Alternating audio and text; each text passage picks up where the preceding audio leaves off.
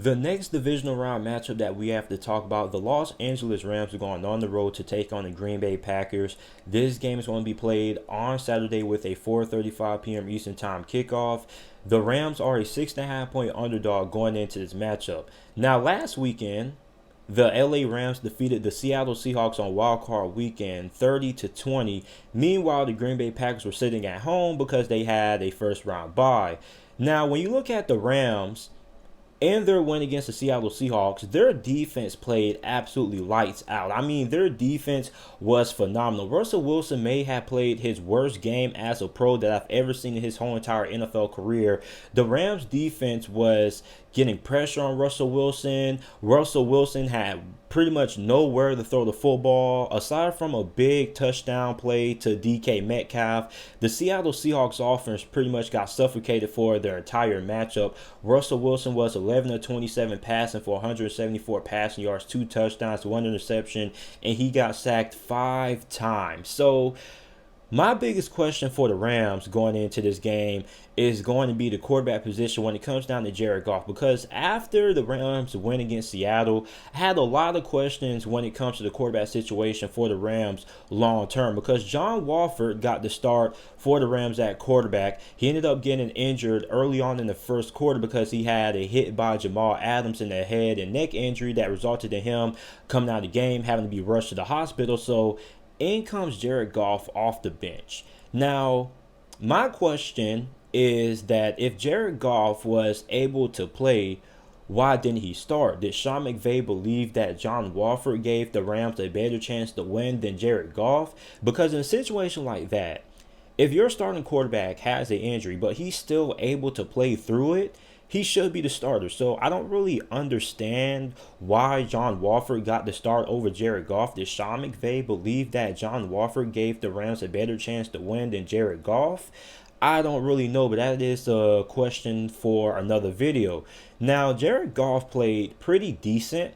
And like I've been telling people all year, the Rams do not need Jared Goff to be Superman for them to win games. They just need Jared Goff to do what's necessary, not turning the football over, managing the game. Jared Goff was 9 of 19 for 155 passing yards and 1 touchdown. He had a pretty decent performance, didn't cost the Rams the game, didn't really do nothing extravagant. He managed the game, because when you have a team that has just great of a defense, you don't really need your quarterback to do much. Now, is this Rams defense going to be able to carry them to another playoff victory against the Green Bay Packers? Because Aaron Rodgers, in my opinion, should be the NFL MVP for the season. He has been amazing. You also have Davante Adams, and that goes into my first matchup that we have to talk about of this game. Davante Adams versus Jalen Ramsey. You have one of the best wide receivers in the NFL versus one of the best cornerbacks in the NFL, and Jalen Ramsey. And this is going to be a really important matchup to watch, because this matchup is going to have a big outcome on who wins and who loses this game. Because when you look at Davante Adams, he is Aaron Rodgers' reliable go-to wide receiver without a doubt. If Jalen Ramsey is able to shut down Davante Adams similar to the way that he shut down DK Metcalf, because remember that DK Metcalf was physically and verbally frustrated going against Jalen Ramsey. He was throwing tantrums on the sidelines. Jalen Ramsey had DK Metcalf on clamps all game last week against Seattle. Now, DK Metcalf did get a big touchdown, but aside from that, Jalen Ramsey frustrated DK Metcalf all game. He was pretty much dead quiet aside from that touchdown reception that he had. So is Jalen Ramsey going to be able to replicate that performance last week against DK Metcalf in this divisional round matchup against the Green Bay Packers? Because listen, if Jalen Ramsey is able to blanket Davante Adams, that is going to pose the Green Bay Packers with a big disadvantage on offense, because although the Green Bay Packers wide receiving core isn't terrible, the wide receiving core is pretty inconsistent. Like, you have MVS, who has struggled with drops all this year. You have Equanimeous St. Brown. So, I mean, they have a couple of talented guys, but, I mean, you have some inconsistency there. So, if Davante Adams gets taken out of this game, and Green Bay has to throw the football to win, how is that going to affect Aaron Rodgers and the outcome of this Green Bay Packers offense? Because remember, Jalen Ramsey is not just the only good cornerback that the Rams have on this team. The Rams have the best secondary in the NFL based on what they did this season so far. So it's not just Jalen Ramsey. They have a lot of other guys as well. They're really good in the slot. Their safety position is really good as well. So it's more than just Jalen Ramsey in the secondary that if you are a Green Bay Packers fan that you have to be worried about. You also have to be worried about how good the Rams are when it comes to getting pressure up front, because Aaron Donald, according to Sean McVay, is going to be able to play in this game. He was battling a rib injury after their win against the Seattle Seahawks, so he's going to play in this game. Now you look at Green Bay.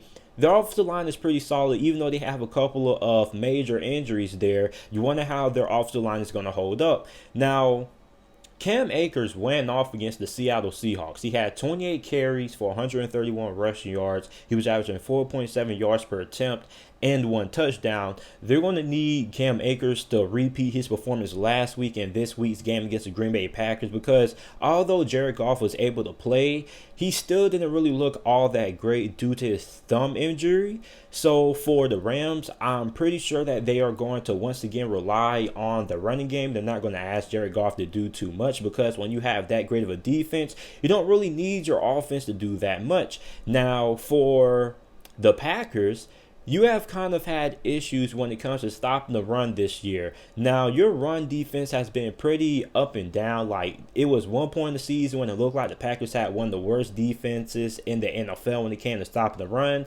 And then the second half of the year, this run defense improved. Now, this run defense still isn't all that great, but it is a lot better than what it was compared to how it started at the beginning of this season. So for the Rams, you should be able to come in here and run the football with some success, unless if you're Green Bay, you go ahead and you stack 8-7 guys in the box and you say, hey, we're not going to allow the Rams to dictate this game with the run game. We're going to force the Rams to beat us with Jared Goff. We're going to have Jared Goff show to us that his thumb is good enough to beat us downfield, which if you are Sean McVay, that is pretty much your worst nightmare, because if you have to rely on Jared Goff to win the game for you, you don't really know what you're going to get, because Jared Goff is a bit of an enigma. A Rams fan summarized this the most on the Rams official Instagram page after their win against the Seattle Seahawks. He said that Jared Goff is consistently inconsistent, which is true. You don't know what Jared Goff you're going to get from a week-to-week basis. He could play pretty good one week, and he could play pretty bad the next week, or he could turn the football over a lot and cost you the game. So if you are Sean McVay, your worst nightmare is that you're not going to be able to run the football. Jared Goff is going to have to win the game for you, which he's going to have to throw the ball, 30 times? Which if you are Sean McVay, you want Jared Goff to have to throw the ball as pretty much not. You don't really want Jared Goff to throw the football at all if you are Sean McVay. But if you are Sean McVay, you only want Jared Goff to throw the football around 18 to 24 times in this game. Now, if the Rams need Jared Goff to throw the football more than 30 times, they're going to be in a lot of trouble, because I don't think that this Rams offense, with Jared Goff's thumb injury and the way Jared Goff has played this year, is built to get into a shootout with the Green Bay Packers unless they have the run game going. Now, if the run game is being effective, then yeah, but if Jared Goff is being overly relied upon to win the game, if you're a Rams fan, you're going to be really, really nervous about the way this game is going to go. Now, for Aaron Rodgers, on the other hand, okay, it's going to be a chess match between this phenomenal defense that the Rams possess, and it's also going to have to come down to how successful the Green Bay Packers are going to be when it comes to running the football. Because if the Green Bay Packers end up becoming one-dimensional on offense, that can also pose some problems as well, because this is a Rams defense that can pretty much do everything. There is nothing that this Rams defense can't do. They're good against the run. They're good against the pass. They can get pressure on the quarterback. They're pretty good on third down as well. So I'm expecting this game to be a chess match. I really think the Rams have a better chance of winning this game than what people are getting in credit 4, but I'm going to take the Green Bay Packers to win this game. I think the Green Bay Packers win this game and they advance on to the NFC Conference Championship game between the Tampa Bay Buccaneers or the New Orleans Saints, whoever ends up winning that game. Now, like I said earlier, I would not be surprised if the Rams win this game because how great their defense is. But you look at Green Bay with Aaron Rodgers, I think that him, Matt LaFleur, Devontae Adams, and his offense are going to be able to put up some points on the Rams defense. And I don't think that the Rams offense is going to be able to put up enough points to win this game against the Green Bay Packers unless their defense repeats the performance that they had last week against Russell Wilson and the Seattle Seahawks offense, which I don't know if that's going to happen because Russell Wilson and the Seattle Seahawks offense just looked out of sorts last week. Meanwhile, there's not a lot of weeks that you catch Aaron Rodgers and the Green Bay Packers offense having an off week. So I'm going to take Green Bay to win. I'm going to take them to win 24-14 is my final score prediction in this game. And like I mentioned earlier, I really do believe that the Rams have a way better shot at winning this game than what a lot of people are giving them credit for. If this defense is able to play the same way that they did against Seattle, heck yeah, they have a really good shot at winning this game. But also you're going to have a lot of turnovers in there. You're probably going to have at least a turnover or two if you are the Rams to help out your offense. And turnovers are something that you simply can't really predict on a game-to-game basis. So I'm going to take the Green Bay Packers to win this game. Let me know who you guys have win this game down in the comment section down below. Make sure that you guys like the video and subscribe to the channel for more NFL videos and content. And thanks for watching.